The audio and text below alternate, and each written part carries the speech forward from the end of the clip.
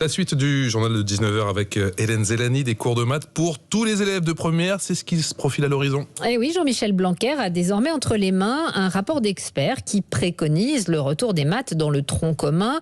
Clairement, Louis Sallet, le ministre de l'Éducation, compte mettre en place cette mesure, sous réserve évidemment qu'Emmanuel Macron soit réélu.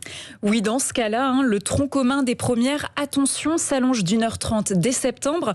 Alors ce tronc commun, c'est l'ensemble des matières obligatoires, quelle que soit la spécialité choisie, sauf pour les lycéens qui suivent la spécialité maths. La mesure ne les concerne pas. Pour les autres, le cours d'enseignement scientifique passe de 2h à 3h30 par semaine avec un surplus d'heures consacré uniquement aux mathématiques. Aux profs de s'ajuster désormais en un temps record, ce qui inquiète Mélanie Guénet. Elle est vice-présidente de la Société des mathématiques. On ne voit pas très bien comment en si peu de temps on peut à la fois réunir des gens pour créer un programme correspondant à 1h30 de mathématiques. Ça paraît un peu déraisonnable. C'est quand même un affichage qui semble essentiellement correspondre à un calendrier politique. La question de la pénurie des professeurs de maths se pose également. Pour 2022, des contractuels peuvent être embauchés en plus.